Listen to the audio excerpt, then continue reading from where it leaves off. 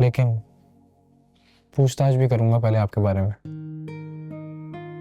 हाँ हाँ, पूछताछ तो बहुत जरूरी है बेटा, करनी चाहिए।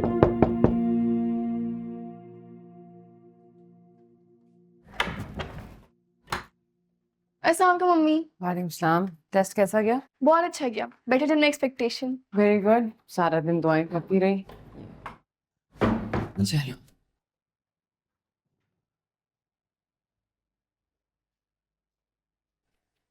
तानिया यहाँ पे ग्रोसरीज रखी थी, कहाँ गई? वो तो सबक भाई ले गए। सुबह? लेकिन उसको कैसे पता कहाँ लेके जानी थी? पता नहीं अम्मी, I really have to study, बहुत सारी भी प्रिपरेशन करनी है।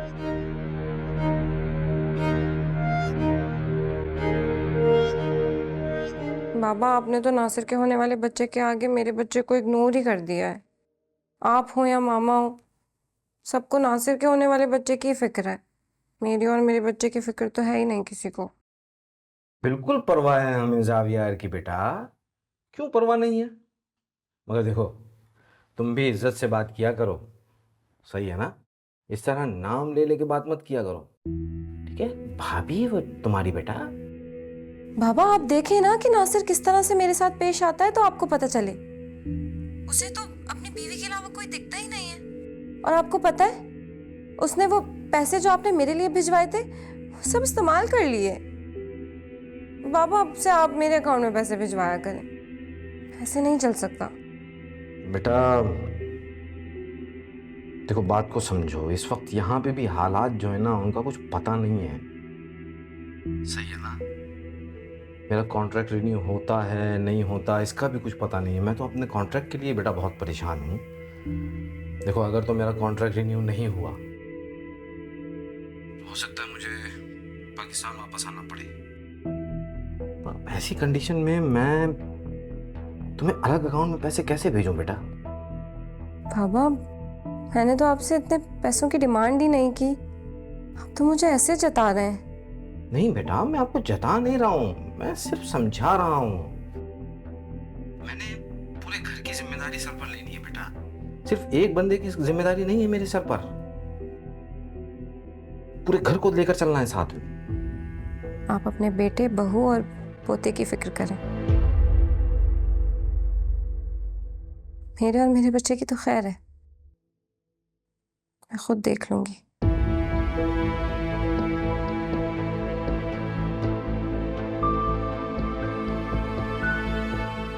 समझ से बाहर है।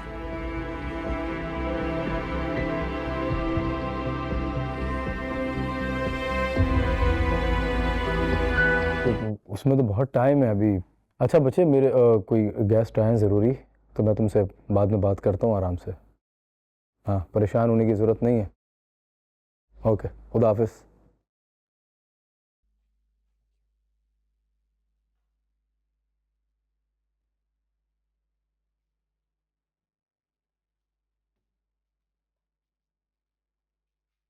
अस्सलाम वालेकुम। अस्सलाम वालेकुम बेटा, व्हाट अ प्लेजेंट सरप्राइज। कैसे हैं आप? कैसे हो, कैसी तबीयत है? बिल्कुल ठीक ठाक, बिल्कुल ठीक। बैठो प्लीज़।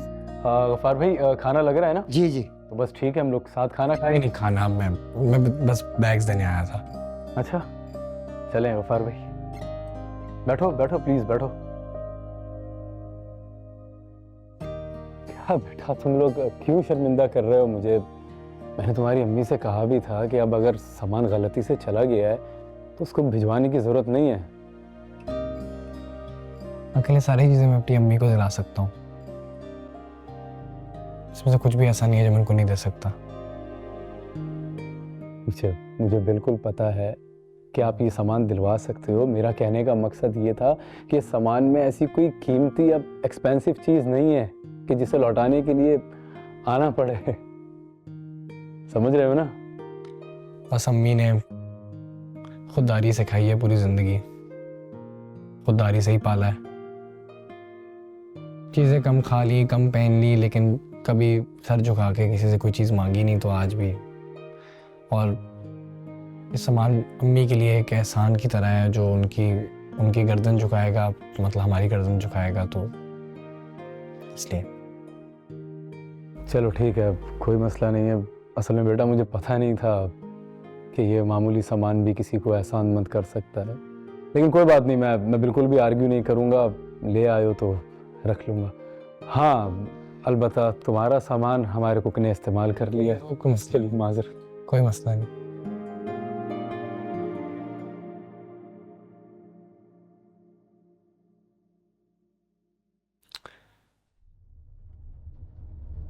अम्मी को पसंद करते हैं आप?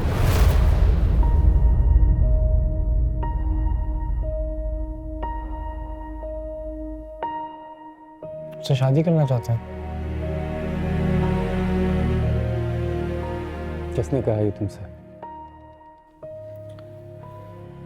उस दिन जब आप हमारे घर से गए तो अम्मी का फ़ोन मेरे हाथ में था। उसमें आपका मैसेज पढ़ लिया मैंने, जिसमें आपने लिखा था कि मैं आपकी फैमिली का हिस्सा बन सकता हूँ।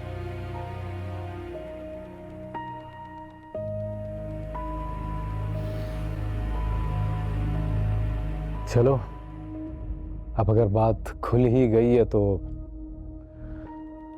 हाँ, मैं शादी करना चाहता हूँ उनसे।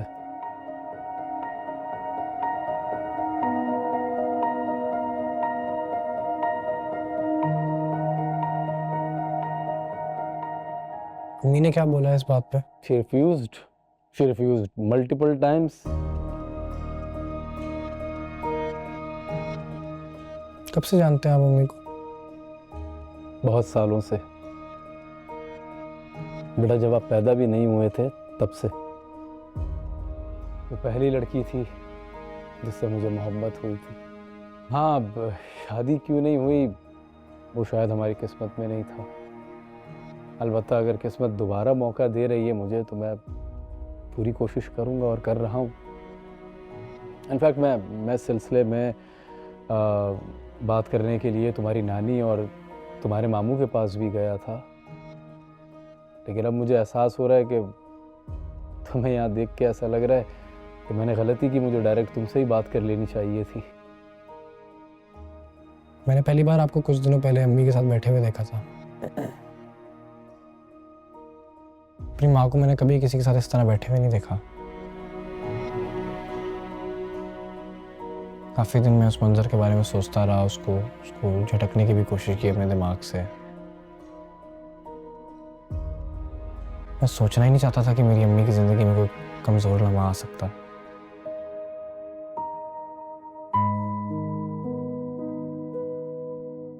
पर मैं क्यूरियस था आपके बारे में। मैंने सुमेरा आंटी से बात की अम्मी के रिश्ते के बारे में। मैंने सोचा आप उनके हस्बैंड के दोस्त हैं, कुछ ऐसा होगा, मुझे जिक्र कर देंगी, पर वो भी हेजिटेंट थी, व्हिच इज अंडरस्टैंडेबल। अगर आज आप नानी और मामू से बात कर आए हैं तो मेरी पूरी कोशिश होगी कि अम्मी हाँ कहें।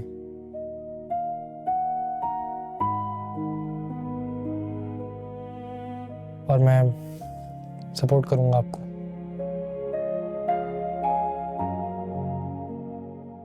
लेकिन पूछताछ भी करूंगा पहले आपके बारे में। हाँ, पूछताछ तो बहुत ज़रूरी है बेटा, करनी चाहिए। अब इनफैक्ट मैं तुम्हें अपना एड्रेस दे दूंगा ऑफिस का, वहाँ जाओ। और यहाँ मेरे नेबर में भी जाके मेरी इन्वेस्टिगेशन, बहुत ज़रूरी है, इन्वेस्टिगेशन ज़रूरी है, होनी चाहिए। बहुत मुश्किल है ये जो मैं करना चाह रहा हूँ या नहीं करना चाह रहा, पता नहीं। मैं समझ सकता हूँ बेटा, बिल्कुल समझ सकता हूँ। और मेरा यकीन करो कि मैं बिल्कुल भी आप लोगों को परेशान नहीं करूँगा। ये जो कुछ भी होगा आप सब लोगों की रजामंदी से होगा, कोई नाराज़ नहीं होगा इसमें, ये मेरा वादा है आपसे।